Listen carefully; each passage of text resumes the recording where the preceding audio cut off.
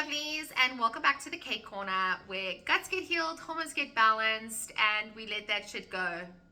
Yes, all of the shit is let gone. Let gone.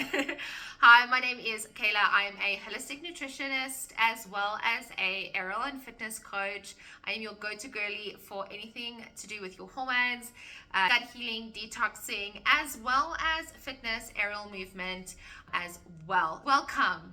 If you want to know more, if you want to be a part of this crazy little corner that we've got going on here, give that subscribe button a hit and like this video if you enjoy it. Pop down any of your questions as we go through this video. Pop down your questions in the comments down below and I'll get to them when you comment them. Maybe not as soon as you comment them, but you get my drift. Okay, so I have got my talking notes with me today. We've got a interesting topic. We're delving into more of the fitness and movement side of things today. Usually I'm talking a lot about gut health, hormones, like the internal stuff. Today we're kind of talking about the external movement. We're going to be talking about movement as medicine, how to move through burnout, through gut issues, and basically just through flares. If you're somebody who's struggling with chronic illness, you are not feeling too great, you're going through a season of burnout or whatever the case may be, I'm here to just give a few top tips on how to move through that phase, because I fully believe that movement is medicine, not just physically but mentally and emotionally as well. We're going to be touching on a few of those things for you guys today. First off, movement doesn't just equate to smashing it out in the gym.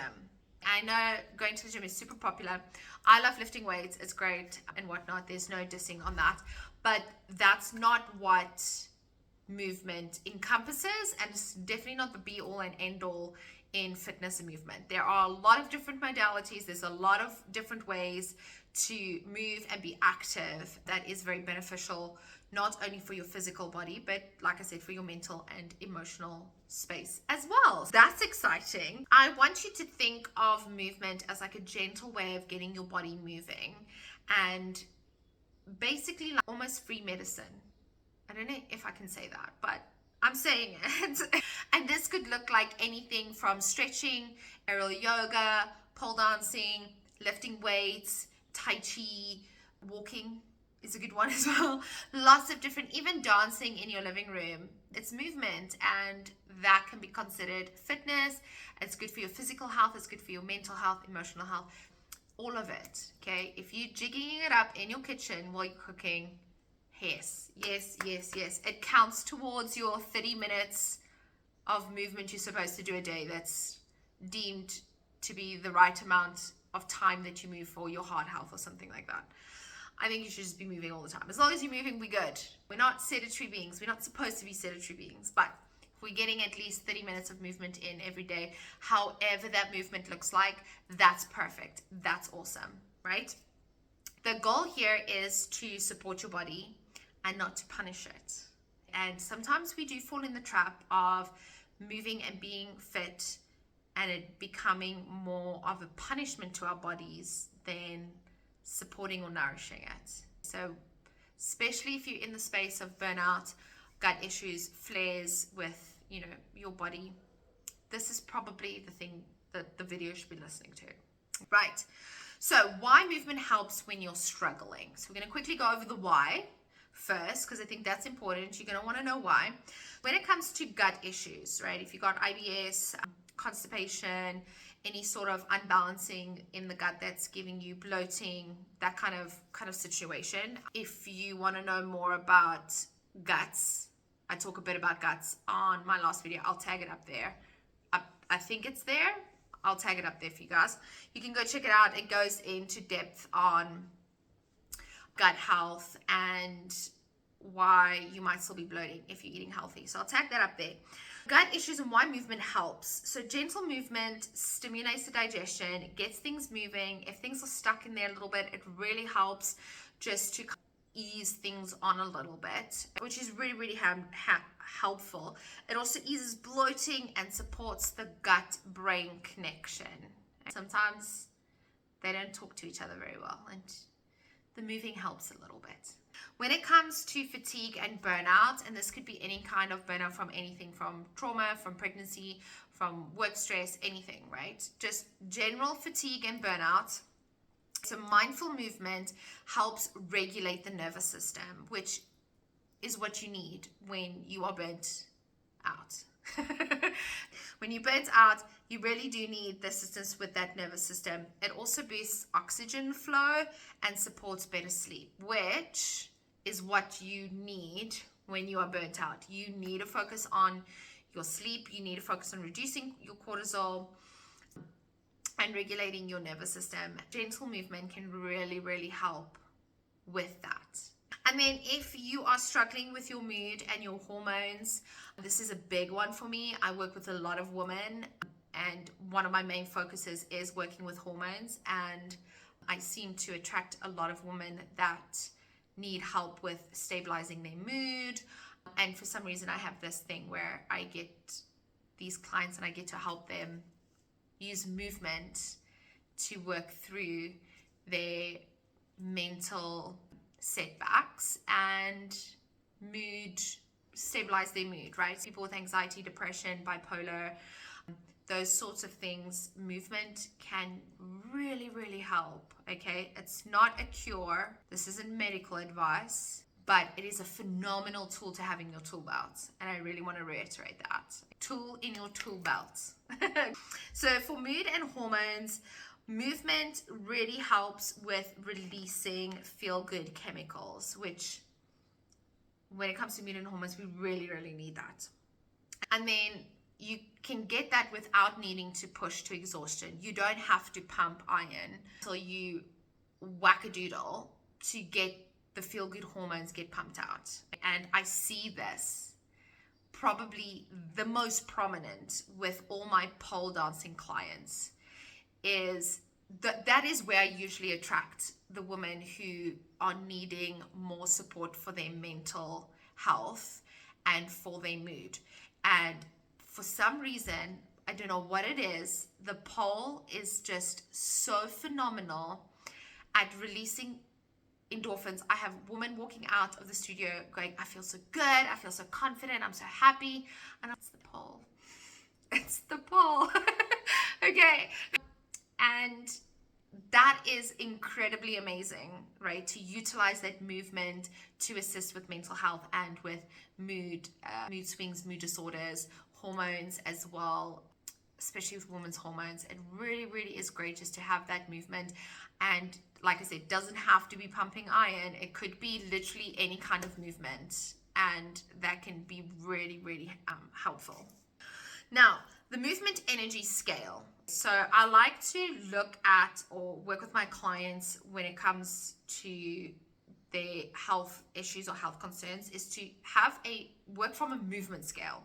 So the first one is for low energy days. These are days where you're having flares, where you are in pain, when things are kind of like not happy. And those of you listening and who struggle with chronic illness, struggle with mental health, or all of those kinds of that scope of thing, right? When I say when you're having a flare, right? You know that you are exhausted, you're tired, you're in pain, you are not feeling up to it, nothing. For those days, we want to focus on stretching, restorative yoga, breath work, and slow walking. Those are going to be the best thing. If you're having a flare, you're having an IBS flare, not only are you not going to want to go push weights or hang upside down on a pole, you're not going to feel up to it, right? Your body's not going to want to do that. We focus on breathing, slow walking, even if it's in your garden. Take your socks off, take your shoes off, go put your feet in some soil, just walk around, gentle movements. You can look at some restorative yoga. Yin yoga is a good option. Anything that's calm and slow and restful, but that applies gentle movement would be really, really great for those days. Your body isn't up for doing crazy shit anyway, right? But having those gentle movements is a very welcoming aspect when you are having a flare and you go, well, I can there goes my printer. I can get on the mat, I can do some cat cows, I can lie in child's pose, like 3 exercises and a box breathing.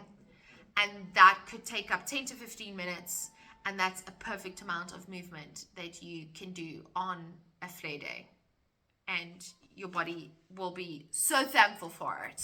Then we've got medium energy days. So this is when things, it's either before a flare or after a flare, you're not completely wiped, but you're also not 100%. There's still some niggles. There's still some things that you're not 100% with. For those days, for our medium energy days, we want light, we want playful movement, like gentle Pilates or like a basic beginner routine on a pole, or a little bit of aerial dance, or maybe some floating in the aerial silk.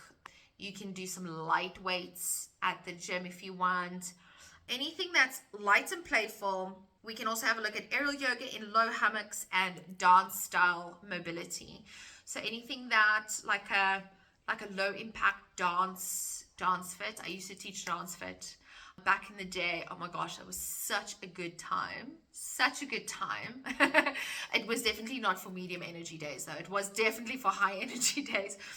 But I think even if you went in on a medium day, you still walked out feeling very good. So think light, think playful, think things that are going to pick up your mood, that you're going to be moving without putting too much impact on the body.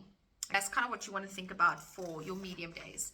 For your green days, we call them green days. Green days, your happy days, high energy days, the days where you're feeling good, you're feeling you can conquer the world, you're slaying dragons. This is your pre-workout, your pre-workout for you slaying the dragons. You want more dynamic sessions. You probably could assume exactly where we're at now. I've got this hair that keeps tickling me on my neck, man. So think flow-based Pilates. We've got pole conditioning, aerial sequences, or longer walks. We can pump some iron at the gym. We can go like you can push it a little bit, right? You can go as bold as what you feel comfortable. You can try doing a more high impact class, maybe something with a bit more cardio, an intense dance class. You can go for your karates or your tai chis or I'm trying to think of other things that I don't teach, so that I'm trying to apply to all, right? Find something that you really enjoy, that you really love, and something that's quite high impact for your high energy days. You can push it a little bit more. You can get some good training done. If you're feeling good, let your body lead on that, on what you choose. Don't feel like you have to do high energy workouts every single day. It's just not a good idea. You're going to end up pushing yourself further into burnout, pushing yourself further into issues with whatever is going on in your body. Your body's going to hate you if you start pushing when she's not wanting to go that far. Sometimes lying on a mat with an incense and taking a deep breath in is plenty. It is still beneficial. People tend to go on this thing that certain exercises or certain fitness modalities are better than others. And I'm like, they're better for others for certain things. Sometimes the yin yoga is exactly what you need. And sometimes the high intensity cardio hit impact crazy workout is what you need. It doesn't mean that one is better than the other. It's fitness modalities that are basically a bunch of tools laid out in front of you, and you get to pick which tool you like to use. First off, you got to like to use it. You get to pick the tools that you like, and then you get to use the tools when you feel like you need to use them. The spanner isn't always better than the wrench, because the spanner can be bloody useless if you are trying to fix something that needs a wrench. I'm going down tools here and I have no idea what you could use a spanner for, what you could use a wrench for. I'm going to end that analogy over there. So what to avoid during a flare. If you're having a flare, this is probably what you should just don't go there. Just don't go there, okay? Number 1, high impact jumping or fast twisting when bloated, okay? Like, poor gut. Your gut is not happy. Take care of it. You do not need to go to the HIIT class that you booked on Monday and you promised yourself you will go. If you're having a flare, don't push yourself through it. It really isn't worth it. Switch it up. Do something else. Go, okay, well, instead of doing the HIIT class, I'm going to go do a yin yoga, or I'm going to go do a simple, like an easy, low flow kind of Pilates class, okay? It's okay. You can change your mind, and you don't have to stick to the same thing all the time. You do not need to sell your soul to a HIIT workout. You're going to be fine. Holding deep compressive poses when digestion feels sensitive. We don't want to hold in on those. It's not comfortable. I'm out here preaching this because I know how many, I've worked with so many women over the years, and I know how many of us will walk into a fitness class and we will do everything at the hardest level because we think we should, or we think we have to. And in actual fact, we don't. Women tend to, at least in my experience, I don't often see women stepping back and going, you know what, actually, I thought I was ready for this, but I'm not. I don't know what it is. Maybe it's the way we were brought up. Maybe it's like, I don't know. Anyway, long sessions that leave you more drained than before. You could go to a yoga class and you could feel drained after. If it's sucking your energy, if it's soul depleting, if you are feeling like shit afterwards, if you don't like the environment, if the vibes aren't vibing, you're exhausted, you're pushing to the limits, you feel like you have to be pushed to the limits, that is a whole other topic. Because coming from the fitness community, I know that there are classes out there where they are created in a way to make you feel like you have to do everything and have to do everything at the hardest level. There's been that atmosphere that is being built. Those are not good atmospheres to be in. No. I train all my instructors to always give options and always support the student at where they're at. You don't know what people are going through, which means if Sandra cannot stand on her fucking head today, she doesn't need to. She can go sit in child's pose. It is fine. She does not need to follow your lesson plan. She does not need to do everything at max capacity. That's a whole other topic that we can go into.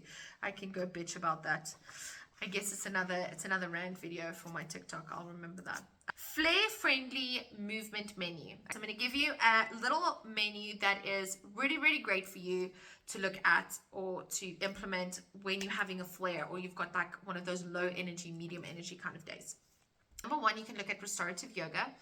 Legs up on the wall, supported twist, child's pose. You don't need to do a whole class. You don't need to do an hour-long class. You don't even have to do a class. You can literally just put your legs up on the wall, take some deep breaths, do some cat-cows, keep it nice and easy and simple. Or if you're wanting to follow on a class, if you want to find something online, a restorative yoga, a yin yoga, aerial yoga, I call it a restorative aerial yoga. It's similar to a restorative yoga. It's just obviously with the aerial silk, and you can follow along on a class. 15 minutes is perfect. If you're feeling up for 30 or 45, that's great.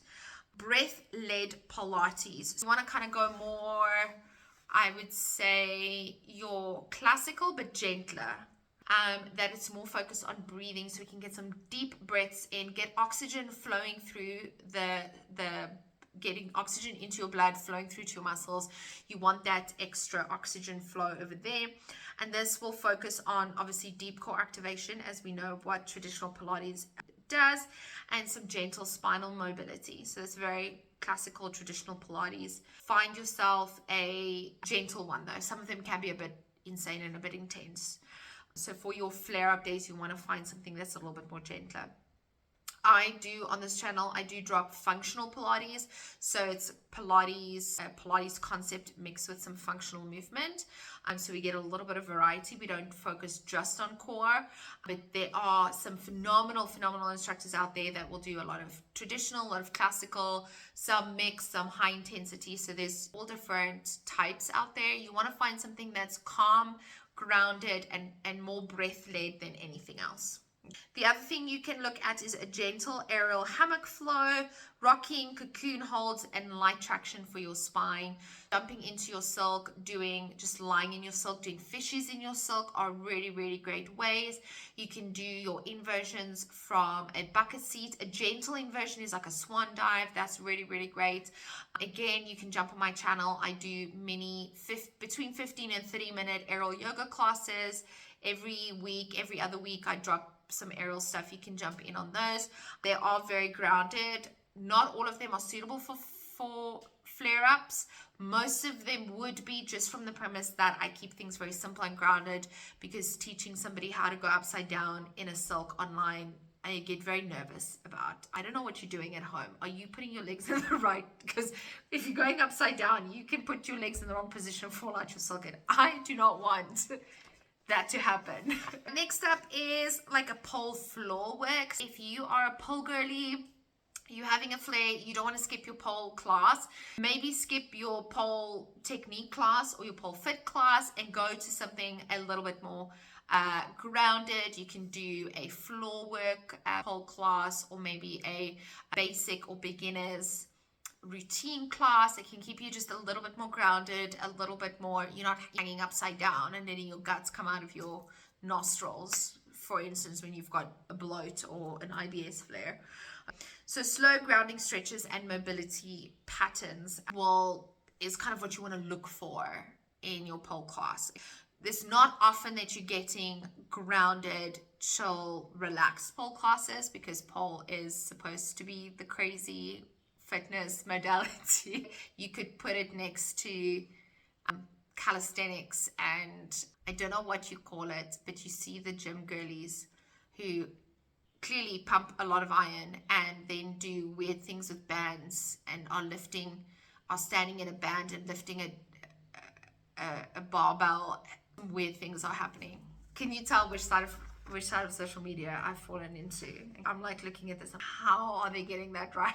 But then you look at a pole girly and you're hanging upside down, legs all over the place, and then you go, how does she do that? Same. Okay, and then walking, 5 to 15 minutes of walking, slow walking, walk at the pace that you feel comfortable with. This is really great for flare-up days. Be really gentle. I love walking. I recommend walking for a lot of things. Just to preface, you also don't want your walking to replace your cardio, so just keep that in mind as well. But we are very much focused on movement through burnout, through fatigue, through all of that. So you aren't going for a run when you're burnt out. Definitely not. I'd be very, very upset with you if you're going for a run and you are burnt out. I'd be very upset with you. Walking is a great option. Just, it gets the oxygen flowing, it gets the blood flowing, it gets things moving. It's gentle movement, it's not high impact. You can do it in your garden, you can do it around the block, you can do it in your house. Walking from your bedroom to your bathroom, if you live in an apartment, to your lounge is probably a bit annoying. But maybe you've got stairs, you can go up and down the stairs nice and gently. That can also work. Just depending on where you live and what amenities you have. Medium energy day ideas. So things that you can do on your medium energy days. Mat Pilates flow. This is gentle to moderate, focusing on posture and joint health. So you can go a little bit harder here with the Pilates. Beginner aerial sequences. Basically anything that I've got on my channel here, aerial yoga wise, would be perfect for medium days.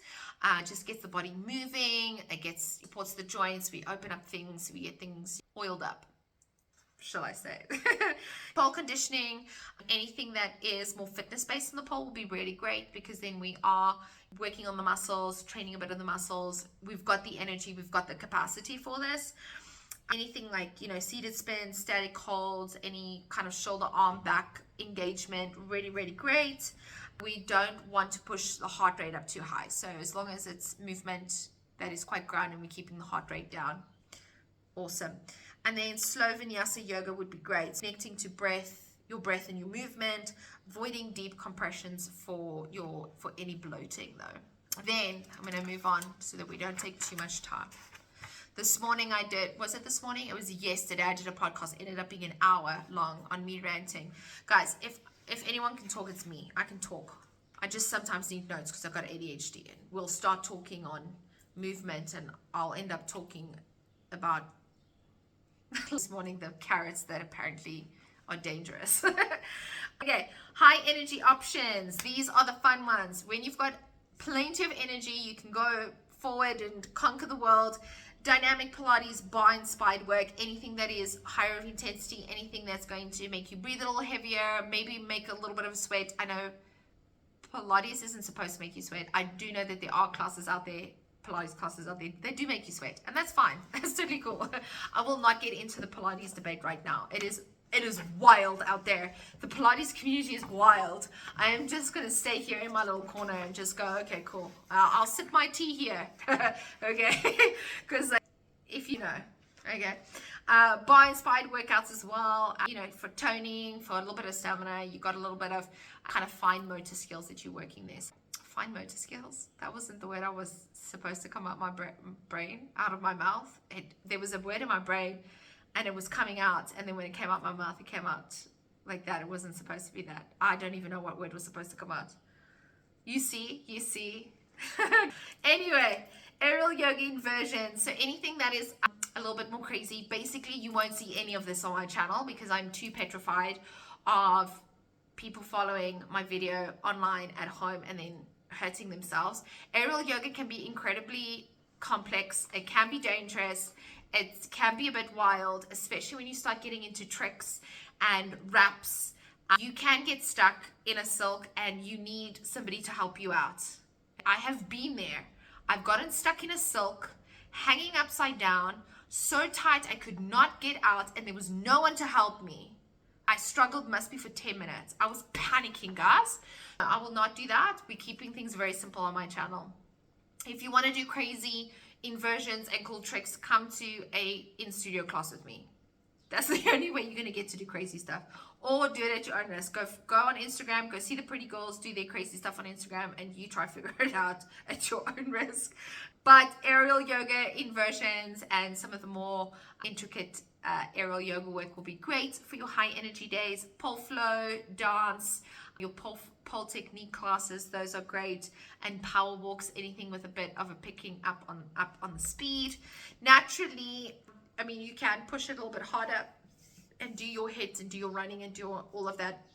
But for the sake of this video, because we're talking about people with chronic illness, who struggle with fatigue, who struggle with burnout, struggle with gut issues, I don't tend to recommend those types of high impact style of fitness, from the premise that we need to heal the body first. Once the body is healed, once we out of fight or flight, once the cortisol is reduced, then we can start implementing things that can awaken cortisol.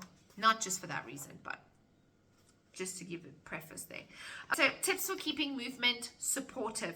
First off, shorter sessions are fine, and I will punt this for as long as I do fitness. 10 minutes of movement is great.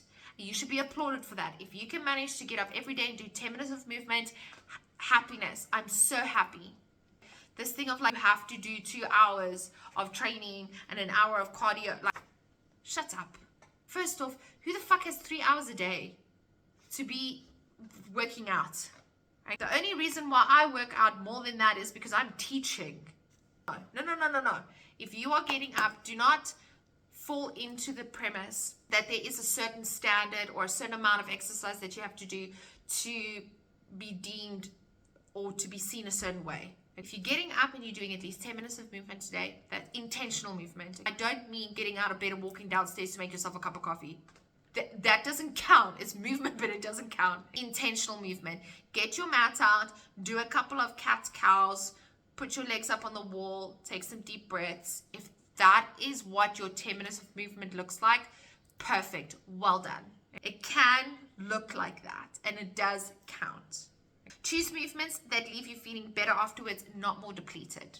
If you do not like lifting weights, don't lift the weights. If you don't like yoga, don't do the yoga. If you don't like pole, don't do the pole. Don't do shit you don't like to do. You've got one life. You are not guaranteed how long that life is either. You're sure as hell not going to find me running on a treadmill because I have to be fit. No.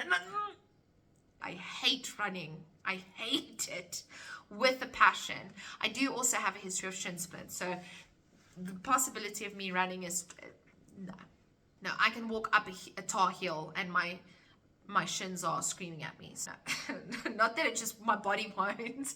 Okay, don't do shit you don't like to do.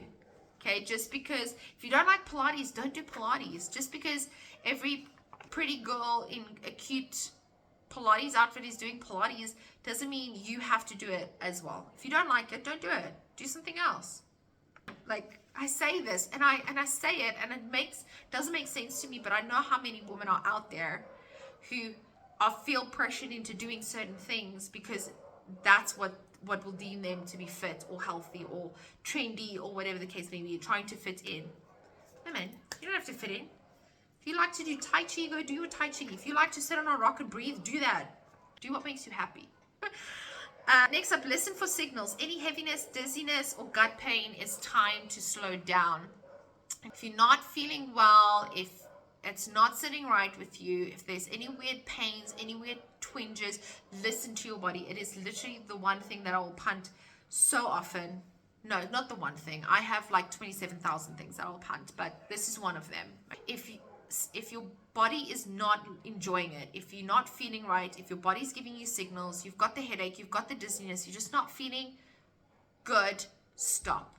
It is okay. You can stop. It's fine. And listen to your body. Your body is talking to you all the time. We just choose to ignore it, right? Because there's other important things apparently. And then alternative, intense, or playful days with gentler, restorative days. So mix it up. Have variety. Variety is what keeps it exciting. Variety is what, at least I see, especially with women, I see the variety is what keeps us consistent. Because trust me, you are not wanting to go run around the block in your luteal phase. Yeah, fine. Ovulation, we're killing it. We're hanging upside down the pole. We're doing all that crazy stuff. But for women, we basically need a fitness modality for each phase of our cycle. Keep the variety. Pick a few things that you enjoy and shake it up a little bit. And adjust that to whether you're on a low, medium, or high energy day. Switch it up a little bit. Keep it exciting. And that will help not only keep you consistent, but also just keep it supportive for your current state in your healing journey. Why variety matters. Different modalities use different muscle groups in keeping the body balanced. Believe it or not, there's a thing called muscle memory, and you do tend to get used to a certain movement. And I've often seen this with so many of my students. They'll come in, they'll do a pole class, and they'll do 2 pole classes a week for months on end. And they don't really get stiff or tired. The body's adjusted to that movement. And then after like 6 months of doing pole, they do their first aerial yoga class, and they are so stiff, so worked out. And it's because aerial yoga uses different muscle groups. You use the muscles in a different way. Your body isn't adjusted or accustomed to it, and it challenges the body. That's good. You want to challenge the body. The variety of modalities is great for challenging the body and keeping it kind of on its toes. The human body is an incredibly smart system. I also question the design, but you know, why are we made to get punctured? That just seems a flaw. But yeah, anyway, variety prevents boredom, supports mental health, and meets your body where it is at each day. And I think especially for women on their healing journey, keeping things good for your mental well-being is a really, really good thing to do. And we can do that with keeping variety. Cross-pollination. Pilates strengthens your core for the pole. Yoga helps recovery from aerial. Walking kind of supports everything. The concept of like cross-pollination with your fitness modalities is great. I've said this to so many of my instructors. I'm like, refer your students out to other classes, promote other fitness modalities, promote other fitness instructors. That is vital for your student. They're going to learn new things from different instructors, but they're also going to learn new things from different modalities as well. You don't have to be one in and all in, unless that's your jam. Because I get that. Some of us, a little bit set in our ways. That's fine. If you just want to do yoga for the rest of your life, that's great, awesome. For those of you who have tried that and it's not worked, switch it up. Keep the variety going. Cross-pollination is brilliant for the body, challenges the body, trains different muscles to do the same thing in different ways. Did I say that the right way around? Use your muscles to do different things in the same way. Use your muscles to do the same thing in different ways. Wow. Yes, yes. We'll leave it there. I can tell my airtime is running out today. Okay, cool. Your movement practice can be playful, it can be restorative, and it can be adaptive. And I think I've harped on about this enough in this video. You can switch things up. You can decide you don't like something. You can switch. It is allowed. You're not going to be locked up because now you're not a Pilates girl anymore. Now you want to be a pole girly. That's fine. It is fine. You can switch things up, change your mind, do things differently, do something slow and restorative, and then do something high impact. The important thing is you need to make the decision for the best well-being of your body and where you're at in that moment and take that through. And if you're in that phase for a week, 6 months, 10 years, then that is where you're at, and that is completely fine. We all have our own unique healing journeys, and we all have our own way of finally getting to a place where we're living happy and healthily. And that is up to everyone to walk that healing journey. Whatever Sandra does down the road might not be right for you, and that's okay, and vice versa. You also, I'd like to just put out there, you also don't need to earn your rest days. If you're not feeling up to it, especially my burnt out girlies, if you're not feeling up to it, take a step back, relax, breathe. You don't have to do the class. You can sit on your mat and just breathe for 5 minutes. It's fine. You can rest. You do not need to earn it. You do not need to go to the HIIT class on Monday and Tuesday and Wednesday so that you can have Friday off. You don't need to earn it.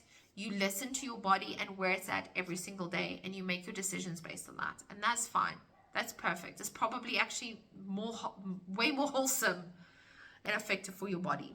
The base movement is the one you can do today with the energy you have. With the energy you have. If you're feeling up to it, go do the HIIT class. If you're not, go do the yin yoga. If you are sad, go do the yoga, do the podcast. Trust me, pole makes everyone happy. I'm telling you. This is a very pole-centric video today. Go forth and make the decisions that are best suited for you and where you are at in your healing journey. Take care of yourself.